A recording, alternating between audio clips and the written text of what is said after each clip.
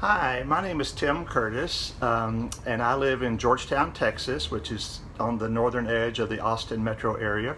I was at Greenwood Park in the late 80s as the campus minister, and I really appreciate Ryan giving me the chance to be a part of this because that time was very formative for me and my family with our students and the congregation, the community, and so I really am happy to share this with you.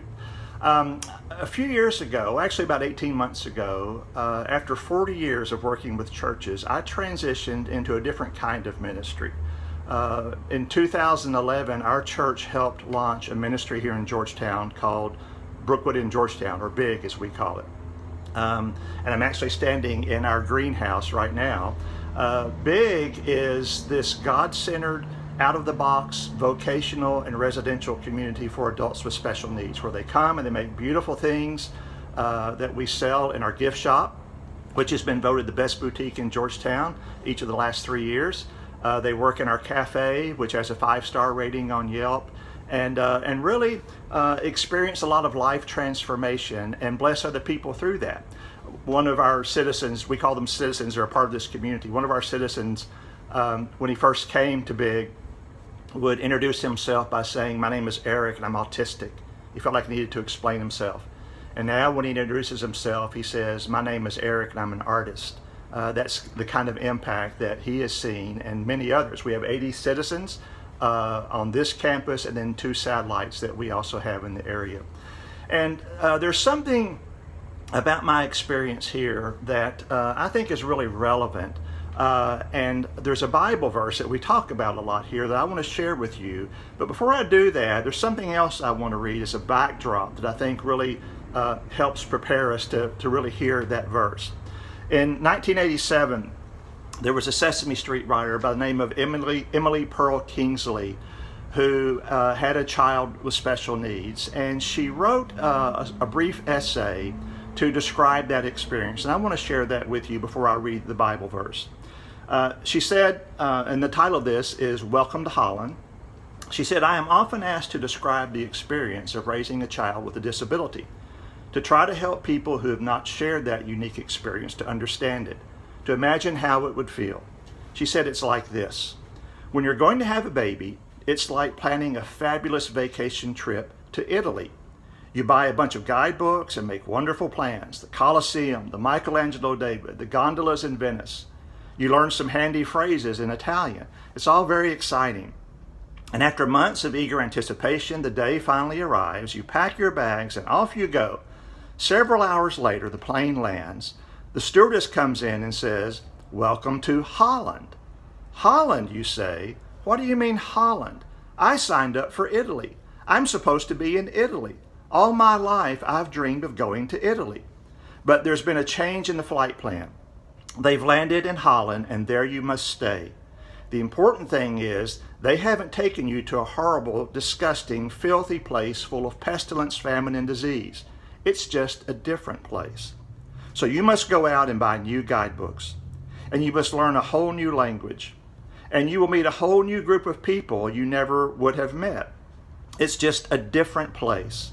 It's slower paced than Italy, less flashy than Italy, but after you've been there for a while and you catch your breath, you look around and you begin to notice Holland has windmills, and Holland has tulips. Holland even has Rembrandts.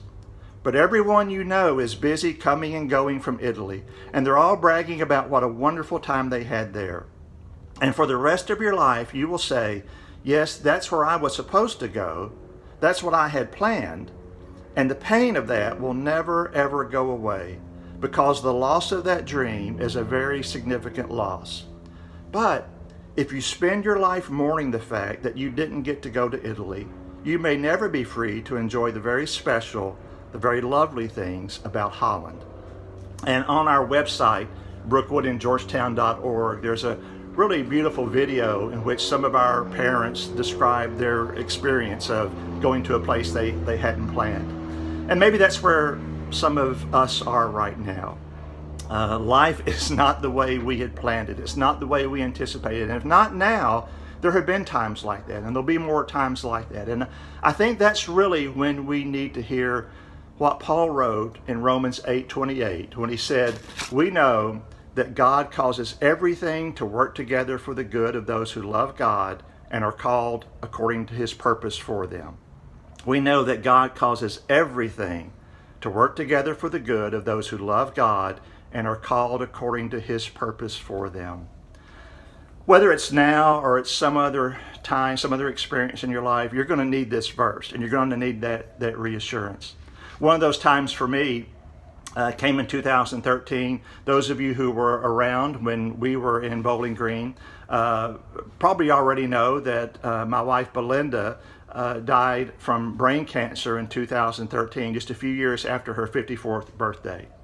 And this verse and others like it really got us through that time. And I remember times at night especially when, just the anguish of that was so overwhelming, when I would there was a mantra that I would repeat over and over. God, I know you are a loving God, and I believe that you'll bring good out of this. I know you're a loving God, and I believe that you'll bring good out of this. Didn't mean it was pleasant, didn't mean we had to enjoy it, didn't mean the experience was good, but God brought good out of it, and he did.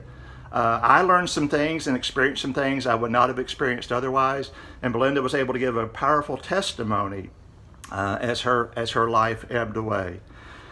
What all this tells me, if I can pull all this together, is simply a reminder that you are never going to be beyond the reach of the love of God.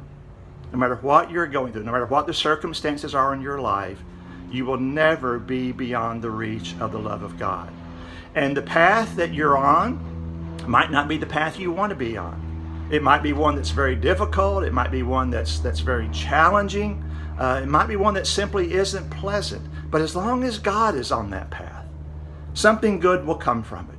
He'll bring a blessing that you wouldn't have experienced otherwise. And so what I hope that we can do during this time or any time when we're on a path like that is simply be open to that possibility. That it still may be difficult to go through what we're going through, but we want to be open to the possibility that God's going to use this. God will work through this somehow, and be open to the possibility that what Paul wrote some 2,000 years ago is still true today, that you can trust that God is going to be at work and God will bring good. He's that kind of a God. Thanks for letting me share this time with you. God bless.